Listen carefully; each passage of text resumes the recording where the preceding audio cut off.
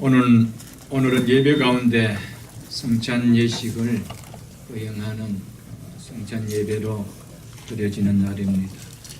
오늘 본문은 성찬 예배를 드릴 때 몇 번 드렸던 말씀이지만 다시금 이 말씀을 통하여 주님께서 우리에게 성찬 예식을 하도록 제정하신 이유와 목적이 무엇인지 다시 한번 깨달으며 말씀과 아울러 성찬 예식을 통하여 보다 더 큰 은혜가 충만하게 누려지는 시간 되기를 축복합니다. 아멘. 믿음의 요소는 지식과 감정과 의지, 즉 지정의가 포함되어 있습니다. 예수님의 십자가의 죽으심, 그의 죽으심이 나를 구원하기 위한 죽음이시다는 이 사실을, 이 지식을, 이 내용을 교회 나오는 사람치고 모르는 사람은 아무도 없습니다. 복음의 내용이기 때문입니다. 복음의 내용은 믿음의 첫 요소인 이 지식입니다. 예수님 우리를 위하여 죽으셨고 그 예수를 믿음으로 말미암아 우리가 구원을 얻는다는 이 지식을 우리가 받아들이는 것이죠. 그 내용을 내가 듣고 믿는다라면 내 마음에 어떤 반응이, 감정이 일어나야 하는가? 그것이 믿음의 또한 요소라는 것입니다. 복음을 듣고, 즉 기쁜 소식을 듣고 그 내용을 믿는 것으로 인해 내 마음에 아무런 반응이 없다라면, 감정이 없다라면 그것은 온전한 믿음, 바른 믿음이 아니라는 것이 성경이 이야기하는 말씀입니다. 반응이 없기 때문에 그 다음 반응에 의한 표현이 나타나지 않는 것이죠. 은혜 받은 표현을 드러내는 의지가 없다라는 겁니다. 믿음이라는 것은 내가 들은 지식을 아는 것을 가지고 믿음이라고 하지 않습니다. 믿음은 지식과 감정과 의지, 지정의, 이 인격을 다 표현하는 것을 가리켜서 믿음이다. 성경은 그렇게 이야기를 하고 있다는 것이죠. 왜냐하면 믿음은 생명이고 믿음은 능력이기 때문에 능력이 말씀을 붙잡는데 어떻게 지식만으로 믿음으로라고 할 수 있느냐는 것입니다. 생명은 반드시 반응을 나타내고 생명은 반드시 생명 있음을 표출하게 되어 있습니다. 그래서 반응이 없고 표현이 없는 행함이 없는 믿음을 가리켜서 성경은 죽은 믿음이라 이렇게 말씀을 하고 있는 것이죠. 오늘 말씀과 성찬 예식을 통하여 머리에만 담아놓은 기독교의 지식이 아니라 이 복음의 내용으로 인하여 내 마음에 은혜의 감정이 반응하고 내 삶이 표현으로 드러나는 생명을 누리는 믿음이 일어나기를, 그런 은혜가 임하는 시간이 되기를 축복합니다. 아멘. 그것이 성찬 예식을 받는 가장 중요한 의미죠, 여러분들. 오늘은 특별히 성찬 예식을 받으면서 여느 때보다 많은 성경을 제가 아마 찾게 되어질 것입니다.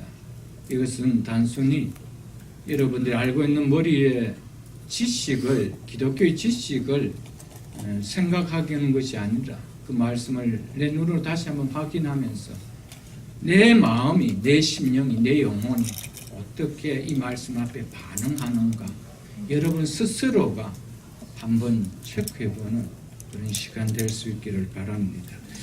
성찬 예식은 사도들이 만들어 제정한 것도 아니고 교회가 만든 예식도 아닙니다. 성찬 예식은 주님께서 친히 제정하시고 그리고 이것을 행하라고 명하신 것이었습니다.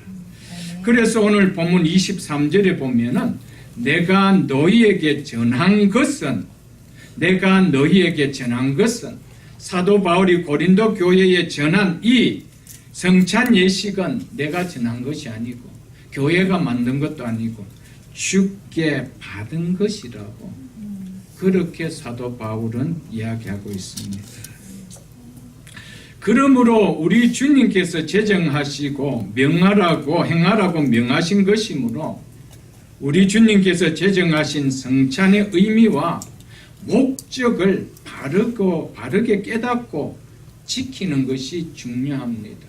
그것을 아무리 행하라고 하였다 할지라도 의미를 깨닫지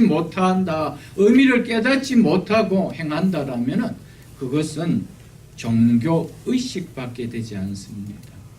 그것은 수없이 행한다 하더라도 우리에게 어떤 감동도 어떤 생명도 어떤 은혜도 임하지 않기 때문이라는 것이죠.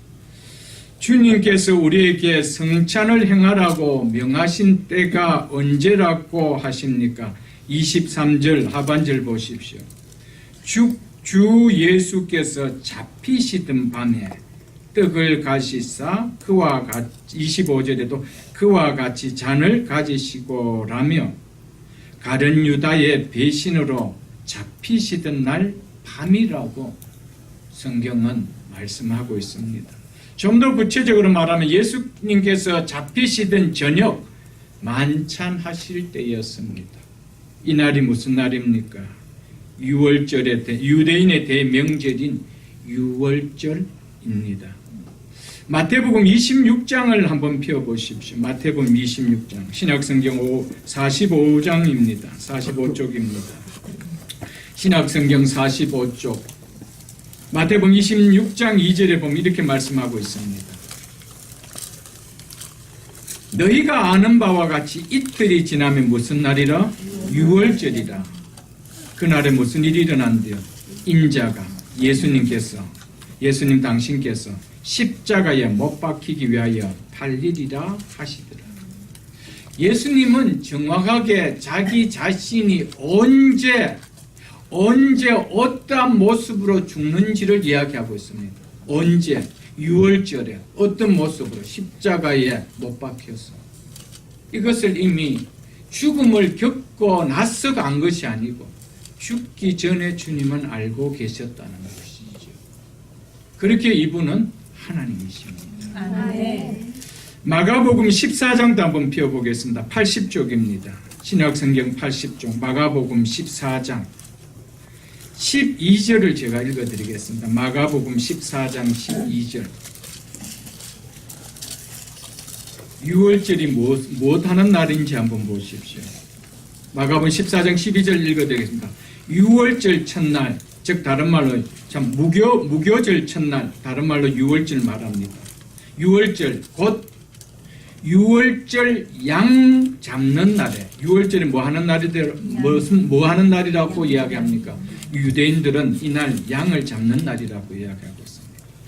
양 잡는 날에 제자들이 예수께 여짜오되 우리가 어디로 가서 선생님께서 6월절 음식을 잡수시게 준비하기를 원하시나이까? 라고 제자들이 했습니다. 이처럼 예수님께서 십자가에 못 박히기 위하여 팔릴 것을 알고 계시던 그날 6월절 어린 양을 잡는 날 제자들과 함께 예수님께서는 마지막 6월절 만찬을 드시는 저녁 식탁에서 자신의 죽음에 대한 성찬 규례를 제정하셨다는 것입니다. 6월절은 430년간 애굽에서 바로의 노예로 살던 이스라엘 백성이 자유의 몸이 되어 애굽에서 나오던 출애굽하던 날을 가리켜서 6월절이라 우리로 말하면 광복절이라는 말과 같은 개념이었습니다. 구약 성경을 한번 찾아보겠습니다. 출애굽기 12장을 한번 찾아보겠습니다. 출애굽기 12장 창세기 다음이 출애굽기죠. 출애굽기 12장 1절을 보겠습니다. 제가 1절부터 좀 계속해서 이어서 보도록 하겠습니다. 출애굽기 12장 1절 제가 읽어드리겠습니다. 여호와께서 어떤 땅에서? 애굽 땅에서 모세와 아론에게 일러 말씀하시되 이 달을 애굽 노예에서 자유의 몸이 되는 그날을 말하죠. 즉 애굽 땅에서 나오는 이 달을 너희에게 달의 시작 곧 해의 첫 달이 되게 하고 출애굽하는 그 달이 있는 그 달을 너희가 달의 시작 곧 첫 달이 되게 하라고 이야기합니다. 새로운 삶의 시작 때문에 이렇게 말하는 것이죠. 이 달을 새로운 시작의 해의 첫 달로 삼으라는 겁니다. 무슨 이야기입니까? 구 달력을 버리고 새로운 달력을 너희는 이제 사용해야 된다, 이 말이죠. 지난날 애굽 바로의 통치를 받고 살던 노예의 삶을 이제 청산했으므로 더 이상 그 날들로 이어지는 삶이 아니라, 이 말을 지금 하고 있습니다. 그렇기 때문에 하나님의 백성으로 새롭게 태어난 새로운 날을 이날부터 카운트하며 살아가라, 이렇게 이야기하는 것이죠. 그렇기 때문에 여러분과 저에게도 이 6월절이 경험이 있는 이 성찬 예식을 통하여 하나님의 구원의 은혜가 누려지는 이 날이 우리 속에 있어서는 새 날입니다. 우리 인생은 예수 믿기 전과는 확연하게 다른 새 날이 우리 속에 있어야 된다는 것이죠. 3절에 이렇게 이야기하고 있습니다. 너희는 이스라엘 온 회중에게 말하 이르라. 이달 열흘에 너희 각자가 어린 양을 잡을지니, 무엇을 잡을지니요? 어린 양을 잡을지니. 그래서 6월절 양 잡는 날에 이렇게 이야기한 것입니다. 어린 양을 잡을지니 각 족속대로 식구를 위하여 어린 양을 취하되, 5절을 보겠습니다.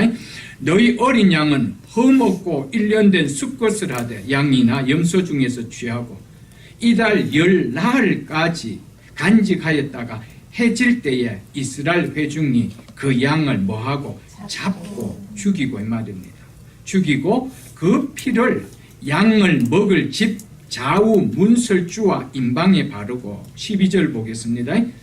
내가 그 밤에 애굽 땅에 두루 다니며 사람이나 짐승을 막론하고 애굽 땅에 있는 모든 처음 난 것, 첫 것은 대표성을 이야기합니다.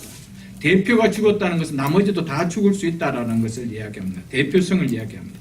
처음 난 것을 다 치고 애굽의 모든 신을 내가 심판하리니 나는 여호와라. 13절 내가 애굽 땅에 처음 난 것을 칠 때에 문설주와 임방에 발린 그 피가 너희가 사는 집에 있어서 너희를 위하여 표적을 될지니. 누구를 위하여? 너희를 위하여 표적이 될지니. 내가 문설주와 임방에 발린 피를 볼 때에 넘어가리라. 이 넘어간다는 이 말 때문에 패스오버, 즉 유월한다. 6월 넘어갈 월. 그래서 6월이라고 이야기합니다. 6월 할 것이라 이스라엘 백성에게 약속했던 것입니다. 그 죽음의 재앙이 너희에게 뭐하더라? 내리지 멸하지 아니하리라. 너희는 이 날을 기념하여 여호와의 절기를 삼아. 여호와의 절기 11절 하반절에 보면은 이것이 여호와의 무슨 날이라고 해서 6월절이니 라면서 여호와의 절기를 삼아, 이게 6월절을 영원한 규례로 삼아 대대로 지킬지니라, 이렇게 말씀했던 것이었습니다. 이처럼 예수님께서 십자가에 죽으실 자신의 죽음과 잡히시던 밤에 떡과 잔을 가지시고 라며 이 6월절과 연결시키고 있습니다. 6월절. 이스라엘 백성들이 출애굽하기 위해서 어린 양을 잡아서 자기가 거하고 있는 집 양 기둥과 임방의 피를 발랐던 그것과 연결 지금 시키고 있다는 것이죠.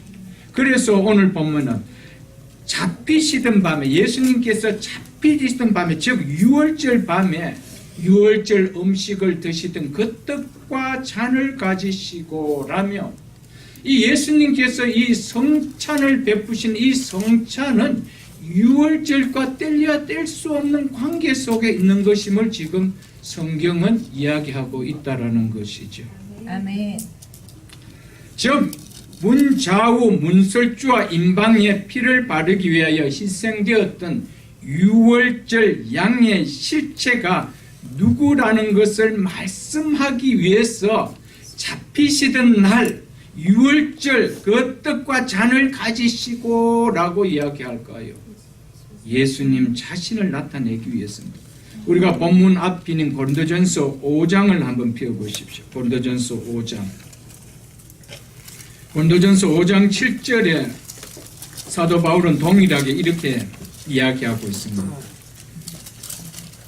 너희는 누력 없는 자인데 누룩은 죄를 상징하는 것이죠. 죄에서 해방된 자라 이 말입니다. 성도는 죄에서 해방된 자라는 것이죠. 즉 그리스도 안에서 새로운 피조물이 되었다라는 이 말입니다. 그래서 우리를 가르쳐서 우리는 무엇이 없는 자라고 누룩이 없는 자라 그렇게 이야기하고 있죠. 새 덩어리가 즉 새 반죽이 되기 위하여 묵은 누룩을 버리라. 즉 성도는 다시 묵은 누룩 즉 죄의 삶으로 돌아갈 수 없는 신분이라는 것을 지금 이야기해 주고 있죠. 우리 성경에는 빠져 있습니다. 접속사 왜냐하면이라는 원어의 본문이 들어 있습니다. 영어에도 다 그렇게 나와 있습니다. 왜냐하면 뭐 때문에 그렇다는 겁니까? 우리의 유월절 양 곧 그리스도께서 희생되셨기 때문이라는 것이죠. 아멘. 왜 예수님께서 희생되셨다는 겁니까? 죽으셨다는 겁니까? 우리의 죄를 사하여 주시기 위하여. 그래서 우리를 가르쳐서 너희는 누룩 없는 자라, 죄 없는 자라, 그리스도 안에서 새로운 피조물이 되었다. 이렇게 이야기하는 것이죠. 그렇게 이야기하면서 사도 바울은 유월절 양 곧 그리스도께서 이렇게 이야기합니다. 그러니까 유월절 어린 양은 장차 오실 누구를 예표하고 있다는 겁니까? 그리스도를 예표하고 있다. 그래서 예수님께서 잡히시던 그 유월절 음식을 드시던 그 떡과 그 잔을 가지시고 지금 예수님의 십자가의 죽음에 대한 이야기를 하고 있다는 것이죠. 즉 유월절은 십자가를 드러내는 그림자였다는 것이죠. 아멘. 유월절은 그림자고 실체는 십자가라는 겁니다. 그것을 이야기해 주고 있는 것이죠. 죽임당한 유월절 어린 양은 죽음을 피할 수 없는 이 세상에서 우리를 구원하시기 위하여 십자가에 피 흘려 죽음을 당한 예수 그리스도를 보여주는 예표요 그림자라는 것입니다. 아멘. 그래서 유월절이 그림자라면 십자가란 뭐라는 겁니까? 실체라는 것이죠. 그러니까 이 십자가를 통하여 실체가 왔기 때문에 예수 그리스도께서 오셨기 때문에 이제 더 이상 유월절을 지킬 이유가 없다라는 것이죠.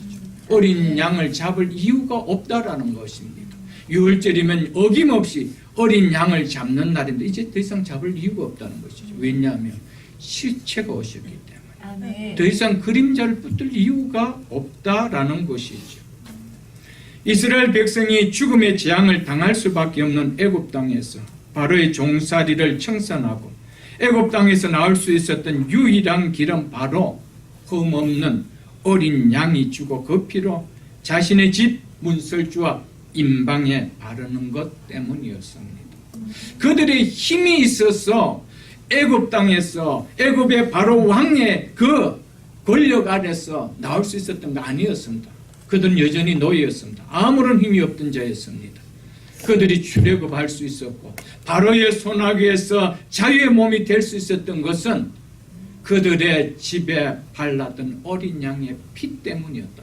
성경은 이것을 이야기하고 있습니다. 이것은 궁극적으로 사단의 종으로 살다가 영원히 죽음 형벌을 받을 수밖에 없는 죄인을 구원하실 길은 오직 십자가에 피 흘려 죽으신 예수밖에 없음을, 그리고 그 죄로 인해 마땅히 죽어야 할 모든 인생이 죄의 삭인 죽음의 심판으로부터 벗어나 살 길은 오직 십자가에 쏟으신 예수님의 피를 의지하는 길밖에 없다라는 것을 그림자로 보여주기 위함이었다는 것이죠. 아멘. 그렇기 때문에 이스라엘 백성을 애굽 바로의 손에서 건져낸 어린 양의 피, 이 유월절의 실체는 바로 예수님께서 피 흘리신 십자가라는 것이죠. 그래서 예수님께서 어린 양이 죽었던 그 유월절에 예수님께서는 잡히시고 십자가에 못 박히셨던 것이었습니다. 아멘. 그래서 예수님께서 유월절 만찬을 드시면서 성찬 예식을 제정한 것은 유월절과 이 성찬은 그 의미하는 바가 같다라는 것을 우리에게 말씀해 주기 위함이었습니다. 동시에 유월절이 무엇을 통하여 완성되었음을 보여주기 위함입니까? 성찬을 통하여 완성되었음을 보여주기 위해서 유월절 만찬을 가지고 예수님은 성찬 예식을 규례를 정하시고 행하라고 말씀하셨던 것이었습니다. 아멘. 성찬 예식은 유월절의 진정한 의미가 예수님 자신이 십자가의 죽음을 통하여 실현됨을 보여주는 것이었습니다. 이처럼 예수님은 마지막 유월절 만찬을 드시면서 유월절 만찬을 종결시키시고 유월절 만찬을 성찬으로 바꾸셨습니다. 아멘. 그렇기 때문에 더 이상 유월절 예식을 우리는 행하지 않습니다. 유월절 예식을 행하는 이단들이 있습니다. 여러분, 우리는 그렇게 하지 않습니다. 이제 실체가 오셨기 때문에 우리는 실체를 믿을 뿐이고 실체 대신 그분께서 행하게 하신 성찬을 행하는 것입니다. 아멘. 본문 23절과 24절을 보겠습니다. 내가 너희에게 전하는 것은 주께 받은 것이니 곧 주 예수께서 잡히시던 밤에 떡을 가지사 축사하시고 떼어 이르시되 이것은 너희를 위하는 내 몸이니 이것을 행하여 나를 기념하라 하시고 아멘. 주님은 먼저 그 유월절의 음식인 그 무교병 떡을 가지사 축사하셨다는 축사라는 말은 축복과 감사를 합친 말입니다. 축복하시고 감사하셨다 그 말입니다. 유월절 음식의 무교병을 가지고 축사하신 후에 그것을 떼어 제자들에게 주시면서 이것은 너희를 위한 내 몸이니 이것을 향하여 나를 기념하라라고 이야기했습니다. 아멘. 기념하라는 말은 잊지 말고 마음에 깊이 생각하라라는 기억하라는 이 말입니다. 그래서 영어 모든 버전에는 다 remembrance라고 되어 있습니다. 다 이것은 보면 기억하라라고 되어 있습니다. remembrance. 다 기억하라. 우리 버전에는 기념으로 표현되어 있는데 기념이 아니고 기억입니다. 그래서 새 번역 같은 데서는 기억하라라고 그렇게 번역하고 있습니다. 성찬을 받을 때마다 무엇을 기억하라는 것일까요? 너희를 위하여 살이 찢어지고 몸이 부서진 십자가에 못 박힌 내 몸을 기억하라는 겁니다. 아멘. 우리는 성찬 예식에 임하면서 십자가상에서 예수님 당신의 몸을 찢으신 주님을 기억함이 없다라면 이것은 종교 의식밖에 되지 않는다는 것이죠. 예수님께서 성찬 예식을 제정하신 가장 중요한 목적은 나를, 즉 예수님 자신을 기억하라는 겁니다. 아멘. 이것을 기억하기 위해서, 너희 마음속에 깊이 기억하기 위해서 내가 이 성찬 규례를 정했다는 것이죠. 여러분, 성찬 예식을 거행하면서도 십자가의 은혜를 깨닫지 못한다면 우리는 어디에서 십자가의 은혜를 깨달을 수 있을까요? 물론 말씀을 통하여 깨닫지. 말씀을 통하여 그 은혜를 그 갑절로 은혜를 부어주는 장소가 성찬 예식입니다. 이 사실을 잊어서는 안 되겠습니다, 여러분. 아멘. 예수님께서 성찬 예식을 제정하신 것은 예수님 자신을 기억하라는 것인데, 예수님을 기억하면서 가장 중요한 부분이 뭐냐면은 나를 위하여 십자가의 고난을 받으신, 여러분과 저를 위하여 십자가의 고난을 받으신, 너희를 위하여 십자가의 고난을 받으신 예수님의 찢기신 몸과 흘리신 피라는 것이죠. 아멘. 왜 예수님께서 십자가에 살을 찢으셔야 됐고 왜 그 살 찢기신 그 몸속에서 피를 쏟으셔야 했는가? 이것을 기억해야 된다는 거예요. 아멘. 이것을 기억하지 못하는 성찬 예식은 종교의식이라는 것이죠. 누구를 위해서? 너희를 위해서. 여러분과 저를 위해서. 아멘. 그러니까 성찬 예식은 누구를 위하여 베풀어준 상입니까? 나를 위하여 베풀어준 상. 아멘. 우리 주님께서 친히 나를 위해서, 여러분과 저를 위하여 당신의 살과 피를 내어놓으시고 차려준 상이라는 것이죠. 아멘. 만왕의 왕이 되신 그분께서 우리가 무엇인데 우리를 초대하시고 당신의 몸과 살을 내어주시면서 그 만찬을 베푸시고 초대하셨을 거예요. 여러분, 여기에 감동이 없다라면 믿음이 아니죠. 그래서 믿음은 지식과 함께 감정이 있어야 된다. 그리고 감정과 함께 우리의 의지가 있어야 된다는 겁니다. 그래서 마지막 성찬 마치고 나면 26절 의지를 우리에게 나타내는 겁니다. 주 오실 때까지 말하는 거예요. 은혜 받았느냐? 은혜 전하는 거예요. 아멘. 믿습니까, 여러분? 아멘. 이걸 이야기하고 있는 것이죠. 믿음은 이 세 가지가 함께 가야 됩니다. 머리에 지식, 아무런 힘이 없습니다. 확신이 없는 지식, 담으면 담을수록 아무런 힘이 없고 더 공부할 수밖에 없는 거 아니겠어요, 여러분들? 그렇기 때문에 성찬은 귀로 듣는 십자가의 설교가 아니라 눈으로 보는 십자가의 설교라고 말씀을 했던 것입니다, 여러분. 이것은 너희를 위한 내 몸이니. 예수님께서는 이 무거운 떡을 이렇게 유월절에 드시면서 이 떡을 떼어서 그랬습니다. 떼었다는 말은 갈기 찢었다는 뜻입니다. 부쉈다는 말입니다. 예수님께서는 이렇게 이 유월절 음식을 나누던 이 떡을 갈기 찢으셨습니다. 이렇게 다 찢으셨어요. 찢으셨던 이 떡을 가지고 이것은 내 몸이니 그렇게 하지 않았습니다. 이것을 제자들에게 주면서 너희를 위한 내 몸이라고 이야기했습니다. 아멘. 이게 중요한 이야기입니다. 아멘. 이것은 내 몸이다 이래도 될 텐데 이것은 너희를 위한 내 몸이라고 이야기했습니다. 내가 왜 이렇게 찢겨야 되느냐는 것이죠. 내 몸이 그냥 있는 완전한 몸이 아니고 이렇게 뜯어졌다는 겁니다. 찢겨졌다는 겁니다.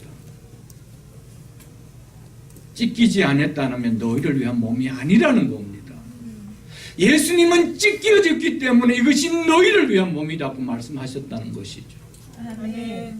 예수님은 십자가를 지셨기 때문에 우리를 위하여 오셨던 것이었습니다. 아멘. 믿습니까, 여러분? 아멘. 이 은혜를 우리가 깨달아야 되죠.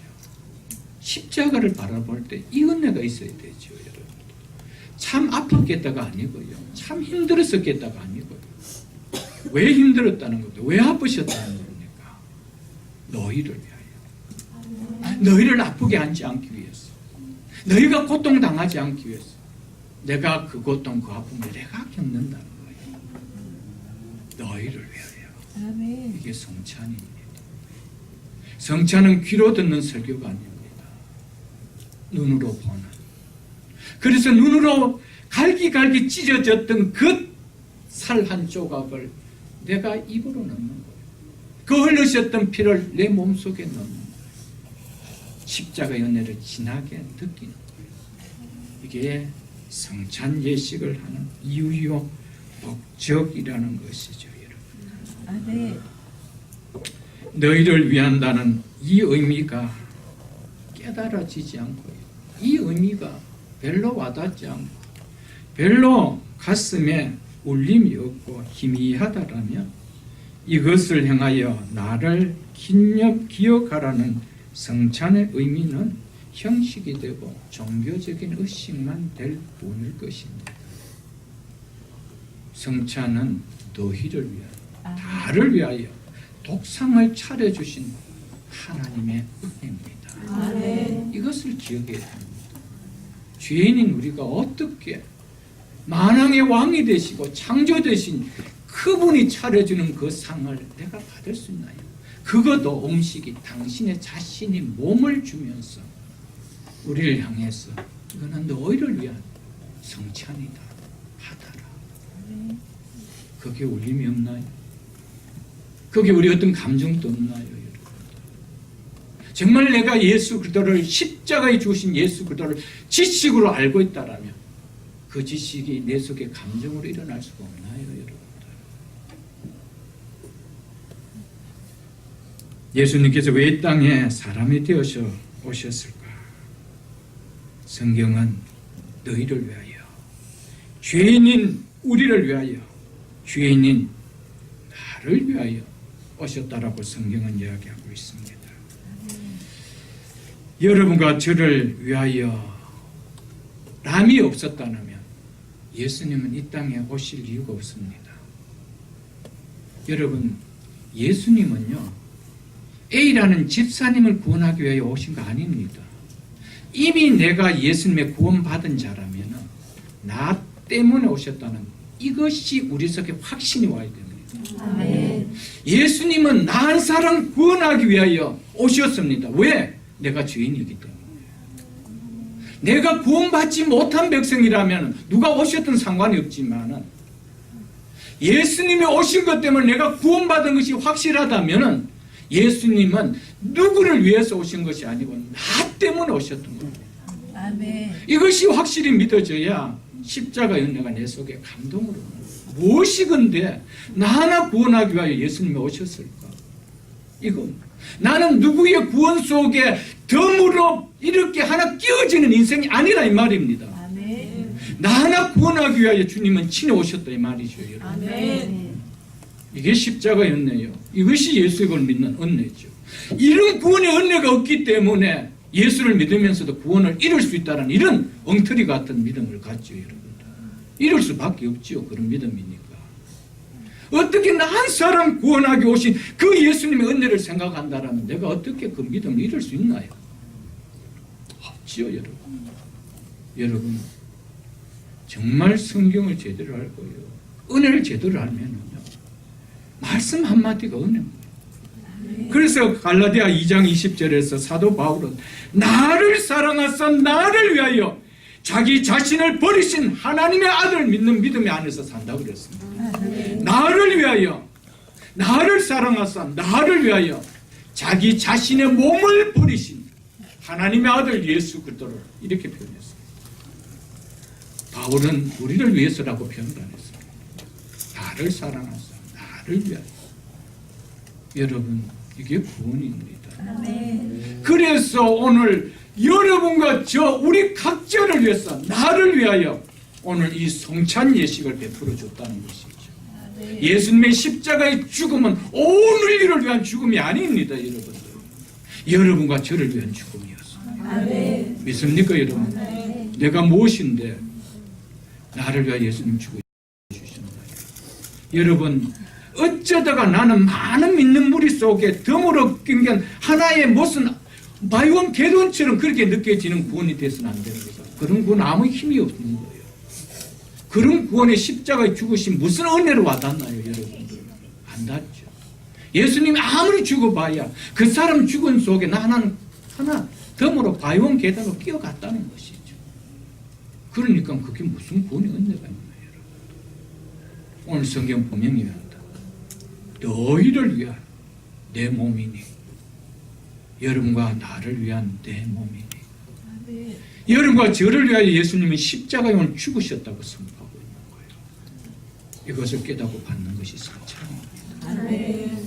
근데 이 성찬이 어떻게 우리 속에 떨림 없이 받을 수 있나요?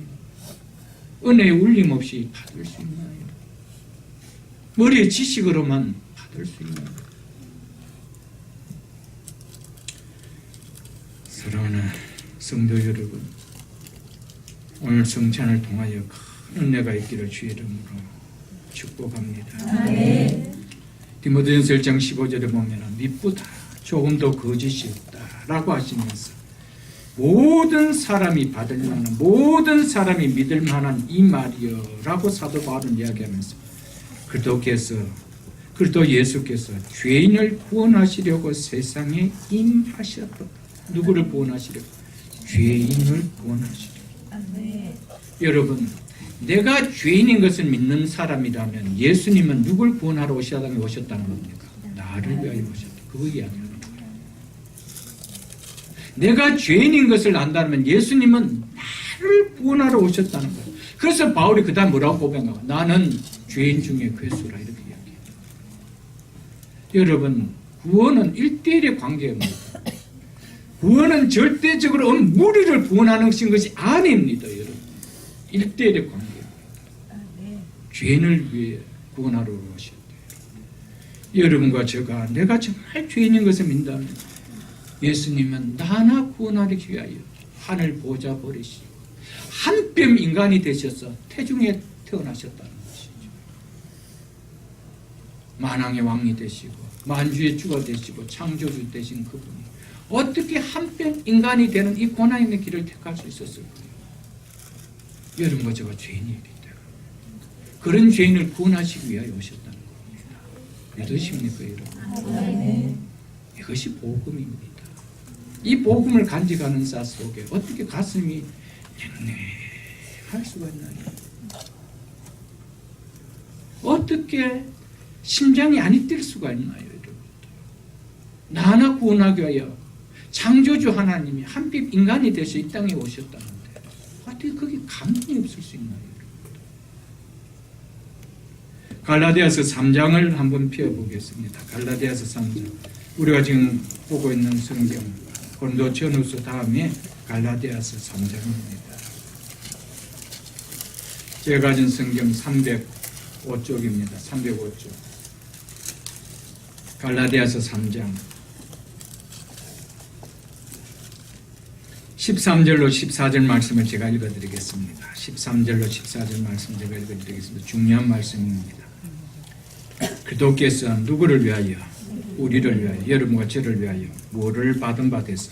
저주를 받은 거죠. 예수님은 당신 자신이 저주를 받을 만한 아무런 이유가 없습니다. 십자가에 죄의 형벌을 받을 아무런 이유가 없습니다. 그 죄의 형벌은 누구 때문이에요? 우리를 위하여. 이 사실 가슴 좀 담으십시오. 그도께서 우리를 위하여 저주를 받은 바 되서 율법의 저주에서 우리를 속량하시고, 율법의 저주가 뭡니까? 죄의 삭은 사망이라는 거예요. 죄를 지었다라면 그 죄값을 반드시 받아야 된다는 것이 율법의 선포였습니다. 그 율법의 저주에서 우리를 모하시고 속량이라는 것은 구속을 만든 구원을 이야기합니다. 값을 지불하고 사셨다는 거예요. 여러분과 저를 구원하실 때 그냥 말로만 내가 너를 자녀 삼았다, 구원했다 이것이 아니었다는 거예요. 속량했다는 겁니다. 값을 지불했다는 거예요. 너희가 받아야 될 그의 죄의 저주의 값을 내가 대신 받고 너희를 내가 구원해 줬다, 이것을 이야기하는 것이죠. 왜냐하면 우리 성경 빠져 있습니다. 접속사 왜냐하면 기록된 바, 어디에? 성경에 기록된 바 나무에 달린 자마다 저주 아래 있는 자라고 하였기 때문이라는 것이죠.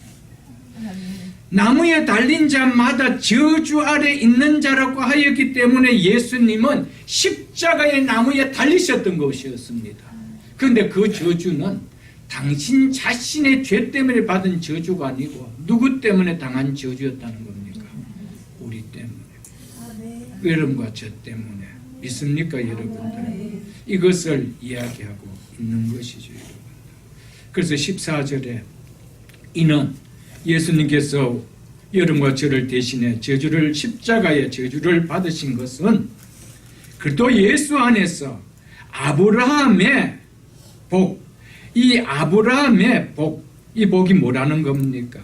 8절 하반절에 보면은 모든 이방인이 아브라함 너로 말미암아 복을 받으리라 한 이 복, 이 복을 우리로 하여금 미치게 하기 위해 했다는 것이. 이 복이 무슨 복입니까? 예수를 믿음으로 어렵다 함을 받는 복이시죠. 아멘. 예수를 믿음으로 말미암아 어려워지는, 죄를 사하여 주고 어렵다 하여 주시고 하나님의 자녀로 삼아 주시는 이 복이 이방인에게 미치게 하고 또 우리로 하여금 믿음으로 말미암아 약속의 즉 성령의 약속, 즉 약속된 성령을 받게 하려 함이라고 이야기하고 있습니다. 아멘. 왜 예수님께서 우리를 대신하여 십자가에 죄의 형벌을 받는 저주를 당하셨다는 겁니까? 우리의 죄를 사하시고 우리를 어렵다 해주시기 위함이라고 성경은 이야기해 주십니다. 그리고 그것을 받아들이는 자 속에 약속했던 성령을 주시기 위함이라고 이야기하고 있습니다. 왜 우리 속에 성령을 주신다라고 하는지 에베소서 1장을 여러분 한번 펴보십시오. 에베소서, 갈라디아서 다음에 에베소입니다. 에베소서 1장 310쪽입니다. 신약성경 310쪽 13절을 제가 읽어드리겠습니다. 그 안에서 누구 안에서? 그리스도 예수 안에서 너희도 진리의 말씀 곧 너희의 구원의 복음을 듣고 그 안에서 또한 믿어 약속의 성령으로 인치심을 받으니 약속의 성령으로 인치심을 받으니 이는 우리에게 성령으로 인쳐주신 이 성령은 우리 기업의 보증이 돼서 우리 기업이라는 것은 미래에 우리에게 주어질 완전한 본을 이야기합니다.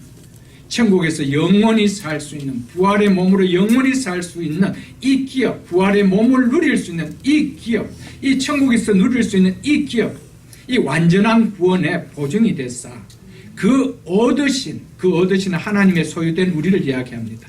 하나님이 된 소유된 우리를 뭐하시고 속량하시고 우리로 하여금 그의 영광을 찬송하게 하려 하십니다. 아멘. 우리 속에 성령을 주셨는데 왜 성령을 주셨대요?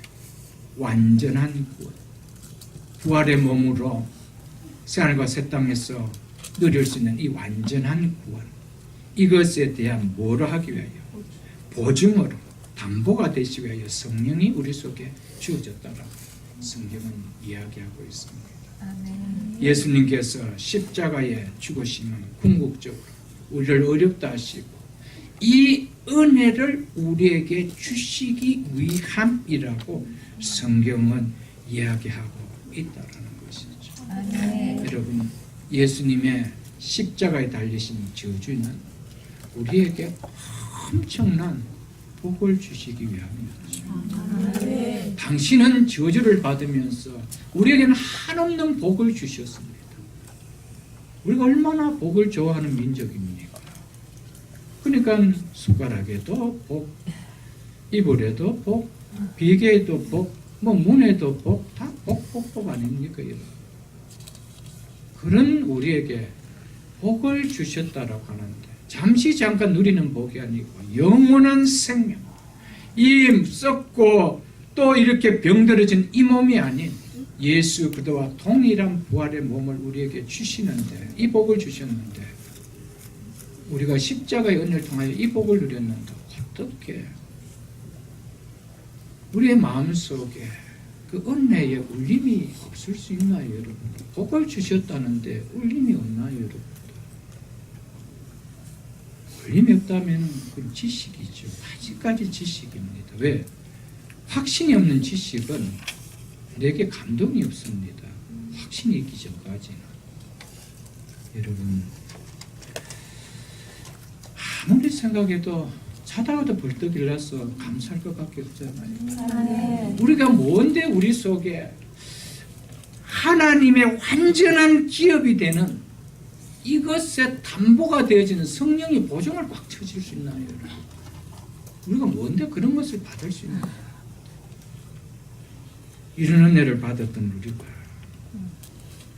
어떻게 예수 믿으면서 그 은혜에 대한 여러분 감정과 의지가 드러나지 않는 냉랭한 신앙생활을 할 수 있나요? 할 수 있다는 것 자체가 신비 아니에요, 여러분들. 그는 정말 세상 풀리지 않은 수수께끼 10가지 중에 있다는데 제가 그게 어떤지 싶습니다. 구원의 은혜를 내가 정말 받은 자가 맞다라면 아무 감동 없다는 것이 그건 제가 생각할 건 수수께끼 같이 느껴집니다. 여러분, 그건 될 수가 없는 것이죠. 왜냐하면 이 구원이라는 것은 생명이 많은 사건이거든요. 생명은 움틀거립니다. 생명은 움직이는 겁니다. 생명은 반응하게 되어 있는 겁니다. 그런데 이 생명이 어떤 생명입니까? 기쁨의 생명입니다. 복음입니다. 예수 그리스도의 생명입니다. 근데 이 생명이 들어왔는데 어떠한 반응이 없다라는 것. 그 여러분들 우리가 한번 내 마음속 아직 그렇다라면 하나님 앞에 그 문제 두고 좀 기도하셔야 돼요. 그 문제가 풀리면 다 풀리는 거예요. 이 문제가 하나님 앞에 풀리면은 내 인생의 모든 것이 눈 녹듯이 녹아지고 해석되지 않는 문제가 다 해석되어지는 거예요. 그래서 첫 고백이요. 나는 새로운 피조물이다. 이거 고백합니다. 내 인생이 왜 그러노 하던 인생이 나는 새로운 피조물이라고 고백할 수가 있습니다. 환경 보면 찌들을 수밖에 없는, 내 환경 보면 짜증밖에 나지 않는 내 인생이 왜 이렇게 기쁘노 이렇게 고백되지. 이거는 모든 사람의 동일한 고백입니다. 이 복이 너무 크기 때문에 세상에 어떤 환경 하나 바꿔주는 복하고는 바꿀 수 없는 복이기 때문에 이 복이 나올 수밖에 없죠. 여러분, 세상을 살아가면서요, 모든 사람들 중에 내 인생에 정말 어떤 인생에 180도 터닝 포인트가 있었다라는 그런 고백하는 사람들을 들어보면 한결같이 인격적인 십자가의 은혜를 체험했다라고 고백할 겁니다. 인격적으로 예수님을 만났다는 고백을 할 것입니다. 그 만난 사람들의 한결같은 변화는 내 인생 속에 분명한 180도의 터닝 포인트가 있는 겁니다. 다른 삶을 삽니다. 내가 달라졌다는 거예요. 이제는 너희가 누룩 없는 자라는 새로운 피조물이라는 이것이 너무 선명하게 드러나요. 그런데 어떻게 우리가 그 누룩의 삶 속에 우리의 삶을 던지고 싶을까? 많이 던지고 싶다는 거예요. 그래서 180도 인생이 달라져요. 이제는 이 땅의 무엇 때문에 또 옛날과 같은 누룩의 삶 속으로 많이 들어가고 싶다는 것이죠, 여러분들.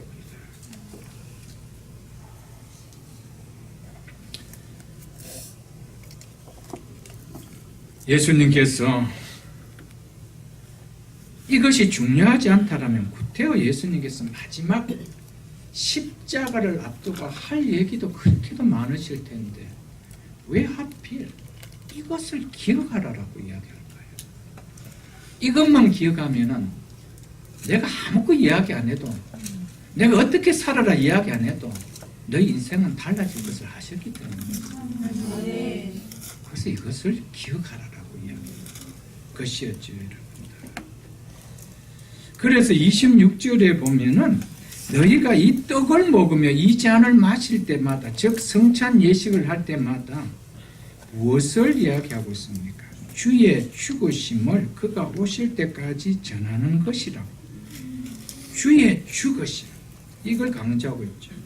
이처럼 성찬은요, 예수님의 죽으심을, 이 죽으심이 이 담겨진 복음을, 이 예수 그리스도의 십자가의 죽으심 속에 담겨져 있는 이 복음을 먼저 내게 전하는 사건이 성찬 예식입니다.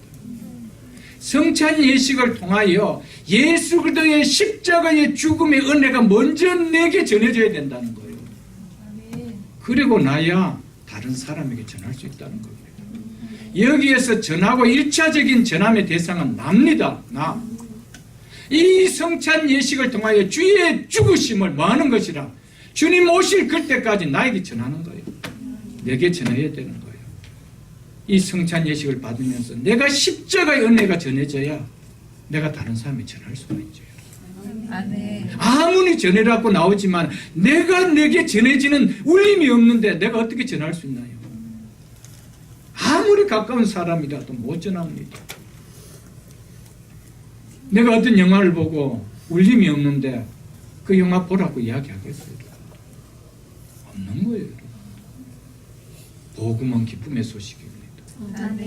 먼저 나에게 기쁨의 소식을 오지 않고는 내가 그것을 다른 사람에게 복음 전할 수 있나요? 다른 사람에게 기쁨의 소식으로 들리게 전할 수 있나요? 내게 기쁨의 소식이 아닌데.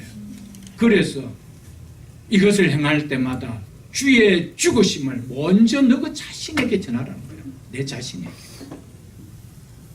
내게 울림이 있어야 돼요. 십자가의 울림이 있어야 돼요. 은혜의 울림이 있어야 돼요. 오늘날 많은 사람들이 교회 안에 있죠. 매주 성찬하는 교회도 있잖아요, 여러분. 한 달에 한 번 성찬하는 교회도 있고, 저희 교회는 1년에 4번 성찬합니다.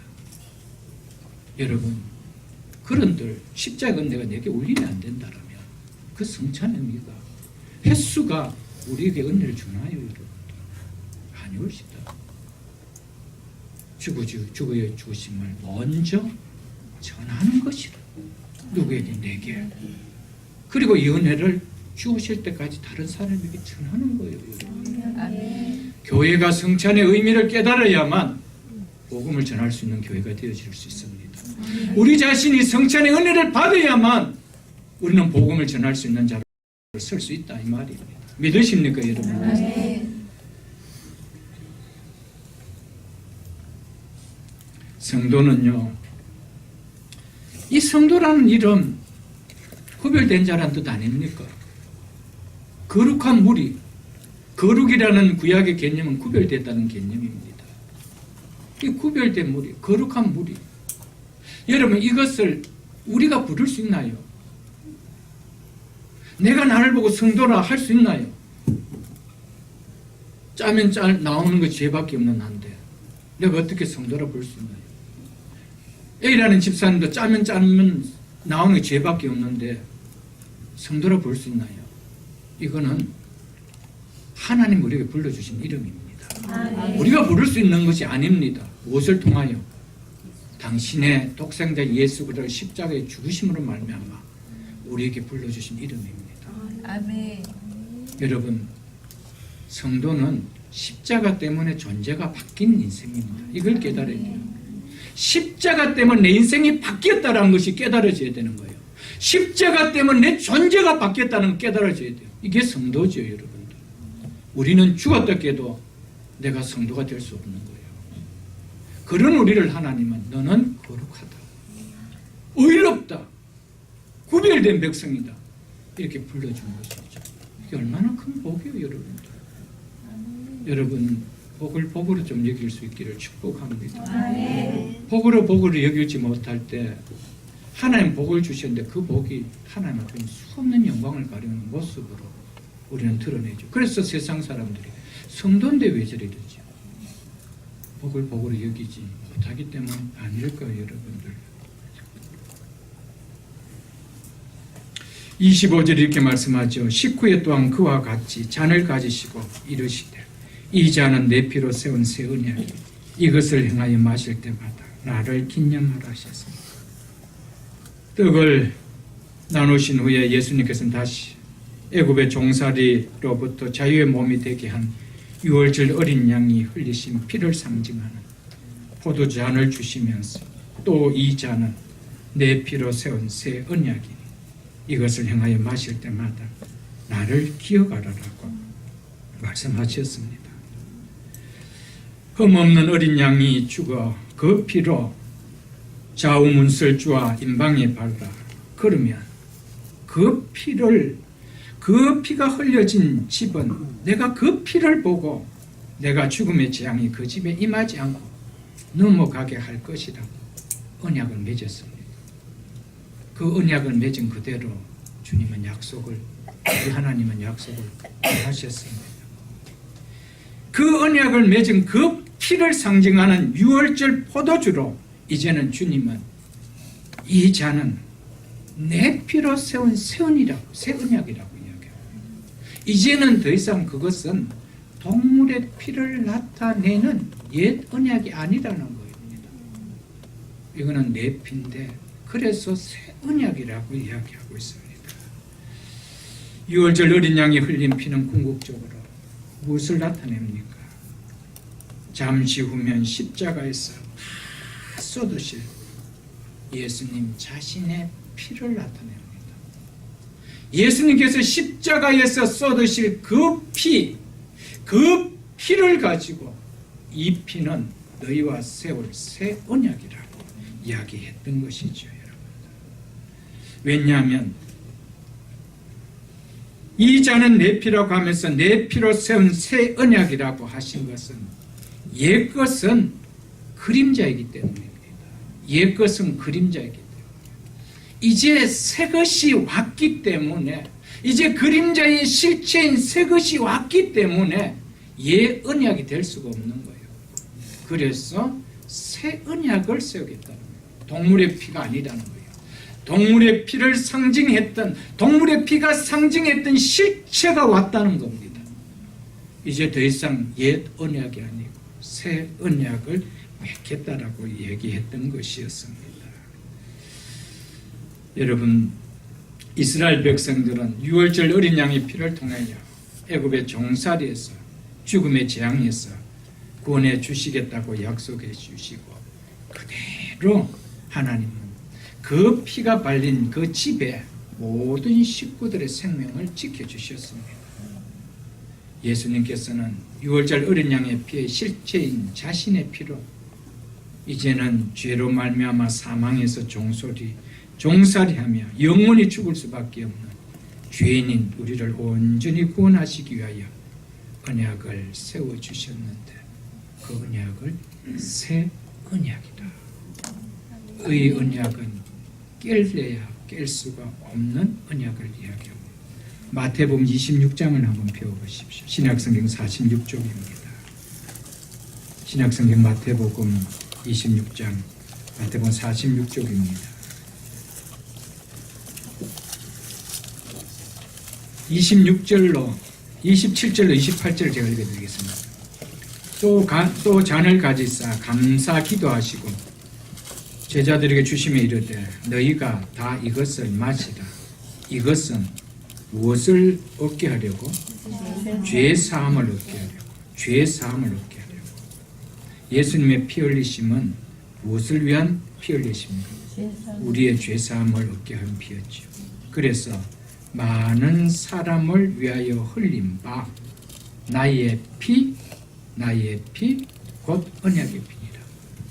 예수님께서는 유월절 어린 양의 피를 상징하는 포도주를 가리켜서 이제는 그것이 어린 양을 상징하는 피가 아니고 이것은 바로 내 피다, 그렇게 이야기합니다. 많은 사람의 죄를 사하기 위하여 흘린 나의 피다. 이 피가 이거에 대한 뭐를 보증하겠다는 겁니까? 언약의 보증을 하겠다는 겁니다. 그래서 언약의 피라고 이야기합니다. 그러니까 예수 그리스도의 피 흘리심을 믿는 자에게는 무엇이 일어난다는 겁니까? 죄사함이 일어난다는 겁니다. 이것을 내가 언약을 맺겠다는 거예요. 우리가 다른 것으로 우리가 의로워지는 구원이 일어날 수 있나요? 죽어도 없는 거예요. 그래서 십자가에 흘리신 예수님의 그 피가 너의 죄를 사해 주시고 의롭게 해주시는 내가 언약을 맺는 피다. 여러분, 제가 수없이 이야기했습니다. 기독교인들이 무엇을 믿음으로 붙듭니까? 성경 말씀입니다. 내 감정이 어떻다고 세상이 어떻게 이야기하더라도 성경이 뭐라고 쓰여져가 있느냐, 이것을 내가 믿는 것이죠. 예수님께서 이 피는 너희의 죄를 완전하게 사해주는 내가 언약을 맺는 피다 하면 우리는 믿는 겁니다. 이것이 믿음이죠. 그래서 이것을 믿는 자에게는 이 사건이 일어난다는 겁니다. 그래서 구원은 무엇으로 말미암아 얻는다고 했습니까? 믿음으로 말미암아. 믿음으로 말미암아. 성경 이것을 이야기하고 있다라는 것이죠. 에베소서 1장 7절을 또 펴보겠습니다. 에베소서 1장 7절도 여러분 한번 펴보겠습니다. 310쪽입니다. 신약성경 310쪽.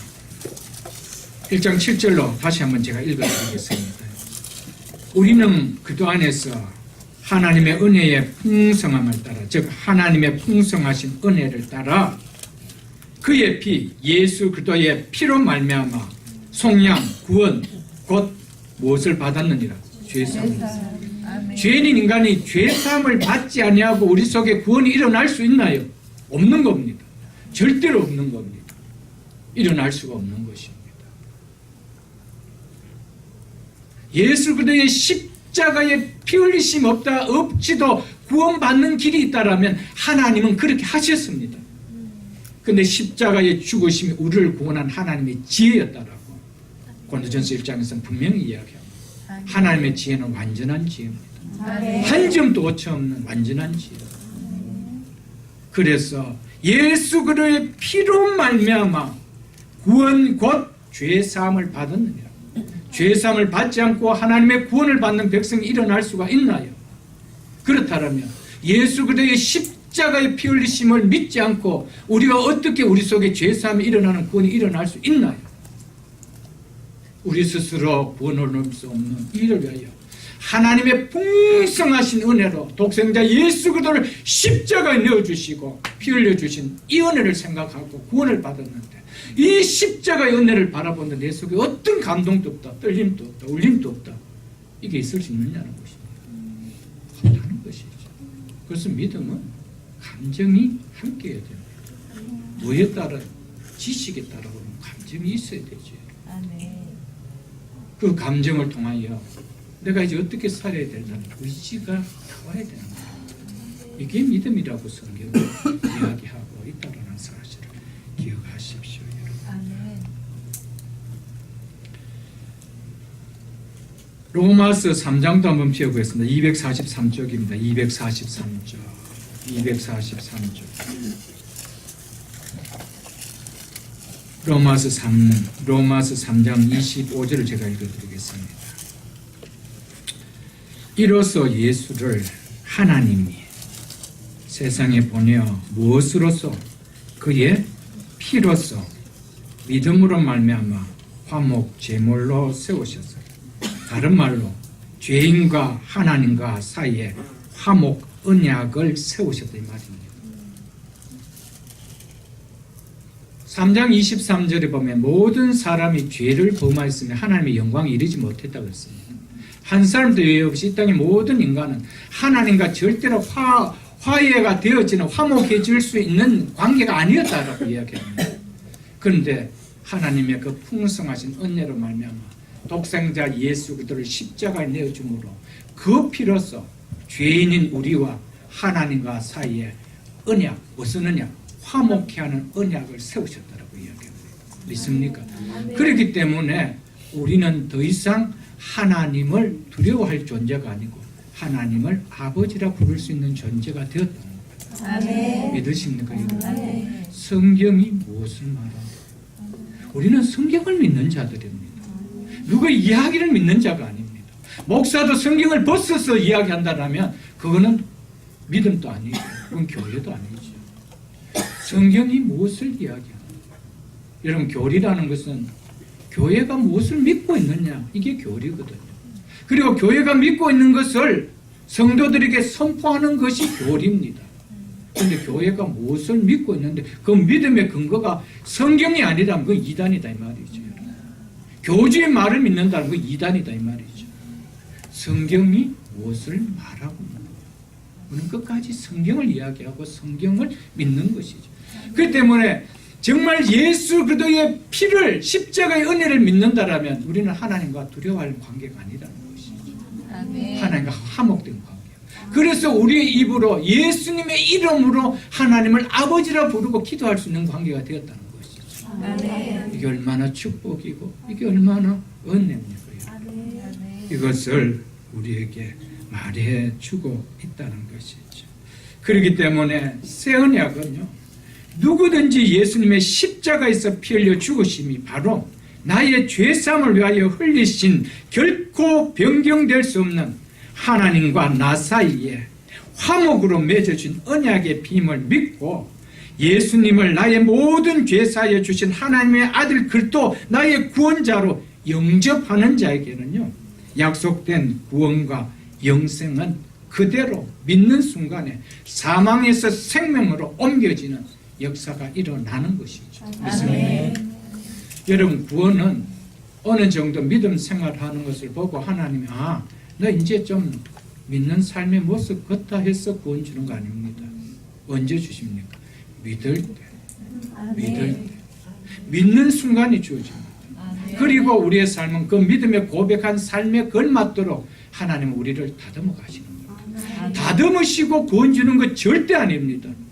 이건 구원이 아니에요, 여러분. 우리가 여전히 원수 되었을 때 십자가에 당신의 독생자를 내어주고 자녀 삼아 주셨습니다. 이제 그 은혜 속에 우리가 어렵다 칭함을 받았기에 이제 하나님은 성령을 보내셔서 우리를 그렇게 살아가도록 이끌어 가시는 겁니다. 말씀과 성령으로. 믿으십니까 여러분? 아멘. 누가복음 22장 20절도 보겠습니다. 누가복음 22장 20절 134쪽입니다. 134쪽.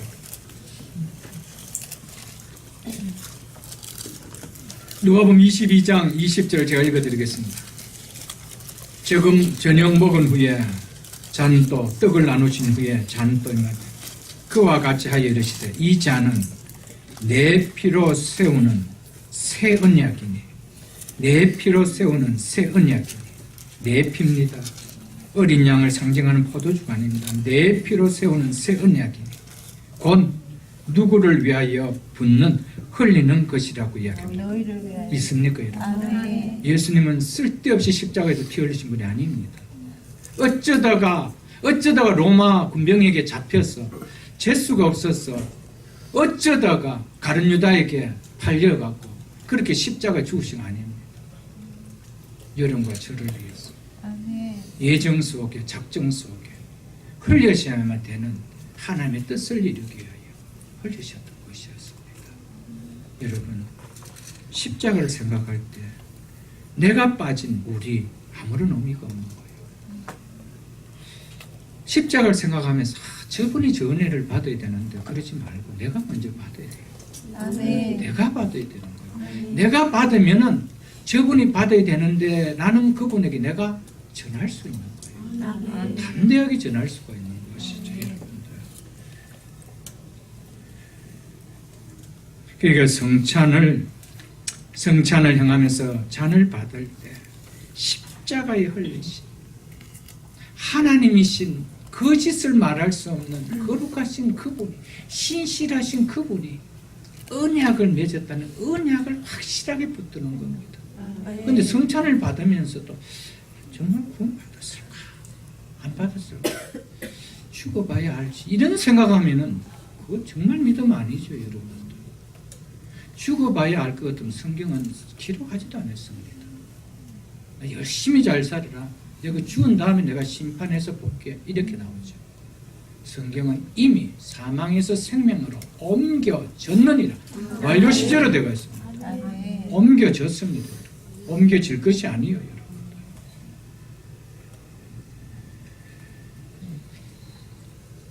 사랑하는 성도 여러분, 말씀을 제가 좀 정리를 하겠습니다. 그러면은 왜 성찬을 하는데 그때요 이 예수님의 떡과 이 피를 상징하는 잔을 먹고 마시라고 할 거예요. 마시라고 할 거예요. 먹고 마시라고 할 거예요. 그거 그냥 구경하면 안 될까요? 눈으로 보면 안 될까요? 여러분, 구원이 뭔가를 설명해 주기 위함이었습니다. 마태복음 1장 21절에 보면은 이 천사가 나타나서 마리아에게 아들을 낳으리니 이름을 예수라 하라. 이는 자기 백성을 저희 죄에서 구원할 자라고 그랬습니다. 어디에서 구원할 때요? 죄에서 구원한다. 죄에서 구원하는데 어떻게 구원할 것인가? 말로 구원할 것인가? 어떻게 구원하는 것이 구원이라고 이야기할 수 있는가? 우리가 알 길이 없는 거예요. 그래서 23절에 그렇게 이야기하고 있죠. 보라, 처녀가 잉태하여 아들을 낳을 것이요. 그 이름을 임마누엘이라. 예수라 하라고. 그 다음에 또 다시 한번 임마누엘이라. 이름 또 한번 지어줍니다. 그 이름의 뜻이 뭐래요? 하나님 우리와 함께 계시다 합니다. 아멘. 죄에서 구원받는 구원의 사건이 어떻게 일어나는가?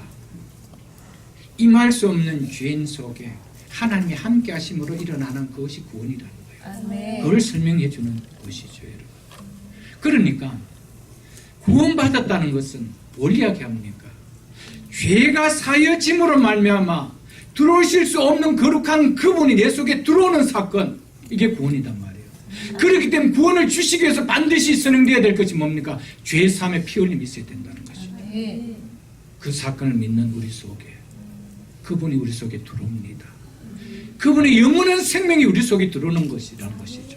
그래서 우리가 구원받았다는 것은 예수님의 생명, 그분이 내 속에 들어왔다는 것을 인식시켜 주는 겁니다. 그래서 몸과 피가 들어왔다는 것은 뭘 이야기합니까? 예수님의 생명이 들어왔다 이 말입니다. 아멘. 그것을 성찬을 통하여 깨달으라는 거예요. 느껴라는 거예요. 너희가 구원이 너희의 생명이 아니고 예수의 생명이 들어왔다는 거예요. 여러분 믿습니까, 여러분? 아멘. 이것을 우리에게 클리어하게 이야기해 주고 있는 것이죠, 여러분. 그래서 여러분 이렇게 이야기하고 있습니다. 제가 요한복음 5장을 여러분 한번 요한복음 6장을 한번 보겠습니다. 요한복음 6장에 보면은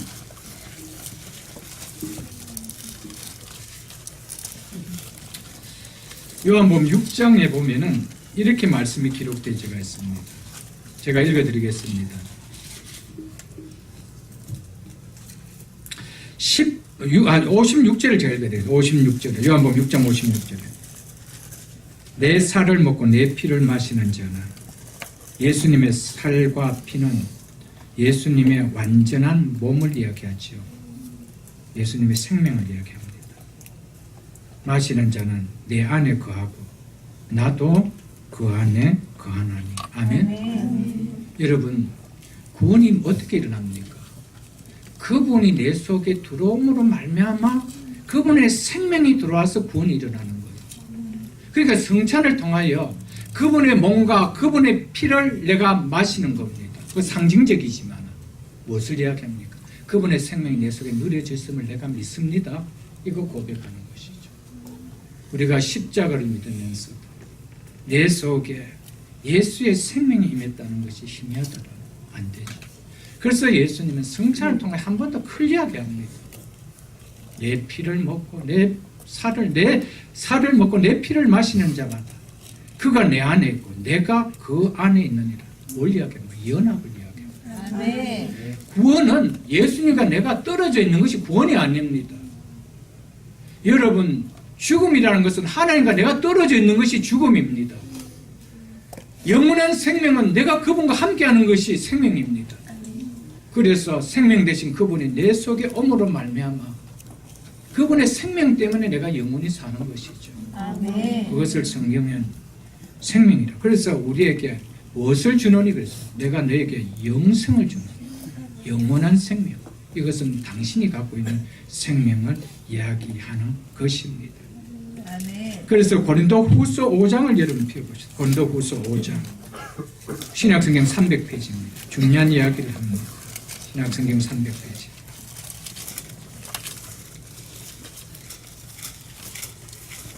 고린도후서 13장 5절을 제가 읽어드리겠습니다. 너희는 믿음 안에 있는가? 너희 자신을 시험하고 너희 자신을 확증하라. 예수 그리스도께서 너희 안에 계시는 줄 너희가 알지 못하느냐. 사도 바울은 이렇게 예수 믿으면서도 예수 그리스도께서 너희 안에 계시는 줄 너희가 스스로 알지 못하느냐 이렇게 얘기했어요. 영원한 생명이 뭐냐? 구원이 뭐냐? 이분이 너희 안에 함께 있는 거 아니냐? 이거 이야기하는 것이죠. 그런데 우리가 예수를 믿으면서도요, 영원한 생명을 가졌다면서도 이분이 너희 속에 있느냐? 이거 알지 못하느냐? 얼마나 바울이 답답했으면 이렇게 이야기하겠어요. 여러분 고린도 교회만 답답한가요? 오늘 교회가 다 답답하죠. 이걸 모르고 있다는 것이죠. 구원이 뭔지를 모르고 있다는 것이죠. 구원은 받았는데 어떻게 받았는지 모르고 어떻게 일어났는지 내가 모르고 있는 거예요. 너무 답답하죠. 예수 그리스도께서 너희에게 계신 줄 너희가 스스로 알지 못하냐? 그렇지 않으면 너희가 버린 자예요. 이게 구원의 ABCD의 ABC인데 이것도 너희가 모르고 있느냐? 그럼 너희는 버린 자다. 믿음이 없다는 것이죠. 얼마나 답답하면 이렇게 이야기하겠어요. 여러분 수년을 교회 다니면 우리가 무엇이 구원인지 어떻게 구원이 일어나는지 그렇게 모르니까 임종 앞에서 떨죠. 내가 구원 받았는지 정말 천국에 갈 것인지 막 두려워하는 거예요. 예수 믿는 순간에 그분이 나와 함께하는 것이 구원입니다. 아멘. 예수님 왜 십자가에 죽으셨습니까? 우리의 피를 사해 주시고 우리의 죄를 사해 주시죠. 왜 죄를 사해 주시고 그분이 우리와 함께하기 위해서. 아멘. 성경이 무엇을 말하는지 아멘. 그는 성경을 진리로 받는 거예요. 아멘. 이것이 믿음입니다. 이것이 기독교의 믿음이죠. 아멘. 여기에 대한 우리가 확신이 있어야 됩니다. 이 확신이 있을 때 우리는 지식이 아니다. 우리 속에 이 은혜란 감정이 일어나는 거예요. 이걸 모르기 때문에 지식만 갖고 있고 감정이 없는 거예요. 은혜에 대한 감정이 없는 거예요. 울림이 없는 거예요. 여러분. 오늘 성찬을 통하여 이런 은혜가 있기를 주 이름으로 축복합니다. 아멘. 한 구절 한 번 더 보겠습니다. 요한일서 5장을 여러분 한번 펴보십시오. 요한일서 5장 393쪽입니다. 393쪽. 393쪽입니다. 요한일서 5장 11절로 13절로 제가 읽어드리겠습니다. 또 증거는 이것이니 하나님이 우리에게 무엇을 주신 것과 영생을 주신 것, 영원한 생명을 주신 것 믿습니까? 아멘. 이 영원한 생명이 그의 아들 안에 있는 것이라. 어디에 있대요? 그의 아들 예수 그리스도 안에 있지요. 그래서 이 아들이 있는 자에게는 생명이 있고 영원한 생명이 있고 하나님의 아들이 없는 자에게는 생명이 없느니라. 사도 바울이 뭐랬습니까? 예수 그리스도께서 너희 안에 계신 줄 너희가 알지 못하느냐 그랬죠. 이분이 우리 속에 있으면 우리 속에 영원한 생명이 있으면 믿습니까? 아멘. 성경이 무엇을 말하느냐. 그러면서 13절이 이렇게 있죠. 내가 하나님의 아들을 믿는 너희에게 이것을 쓰는 것은 내가 하나님의 아들 예수 그리스도의 이름을 믿는 너희에게 이것을 쓰는 것은 너희로 하여금 너희에게 영원한 생명이 있음을 알게 하려 합니다. 아멘. 우리에게는 예수 그리스도를 믿는 우리에게 영원한 생명이 있습니다. 그래서 20절에도 한 번 더 보십시오. 20절. 20절 이렇게 이야기합니다. 또 아는 것은 하나님의 아들이 이르러 즉 이 땅에 오셔서 예수 그리스도께서 이 땅에 오셔서 우리에게 무엇을 주사? 지각 즉 깨달음을 주사 우리로 참된 자를 알게 하신 것과 참된 자가 하나님이죠. 하나님을 알게 하신 것과 또 우리가 참된 자 곧 그의 아들 예수 그리스도 안에 있는 이것이니 이것을 우리에게 알게 해 주었다라고 해요. 예수님은 그냥 육신을 가진 인간이 아니고 이분이 누구라는 거예요? 참된 자 하나님과 동일하신 분이다. 이걸 이야기하시죠. 그의 아들 예수 그리스도 안에 우리가 있는 것 이것을 알게 하기 위해서. 여러분 믿습니까? 여러분? 성경은 눈을 이야기합니다. 여러분 머리의 지식이 아닙니다. 이 지식을 내 속에 믿음으로 확신하는 것 이게 신앙입니다. 이 확신 속에 우리의 감정이 안 일어날 수가 없죠. 여러분. 그래서 요한복음 17장 3절에 영생은 곧 사도 요한은 동일하게 이야기합니다. 영생은 곧 영원한 생명 유일하신 참 하나님 그가 보내신 자 저 사람이 되셔서 이 땅에 오신 예수 그리스도를 아는 것이라. 왜 예수님께서 하나님이시면서 인간이 되셔서 이 땅에 오셨는가? 왜 이 땅에 오셔서 십자가를 지셨는가? 그것을 아는 것 이것이 영원한 생명을 얻는 길이라고 이야기하고 있습니다. 우리가 예수님이 이 땅에 육신의 몸을 입고 오셨는지 모르면 의미가 없죠. 그래서 여러분들 우리가 이제 성탄절이 되면 많이 부르죠. 기쁘다 구주 오셨네. 정말 예수 그리스도께서 이 땅에 오셨음이 우리에게 기쁨이 되어야 되죠. 그게 진짜 기쁨이 되어야 되죠. 진짜 우리 속에 기쁘다 구주 오셨나가 이것이 복음이 되어야 돼요. 그런데 그날은 선물 받고 기쁘고 하루 놀아서 기쁘고 그런 기쁨이 아니죠. 영생을 주신 이 은혜 이것이 기뻐야 됩니다.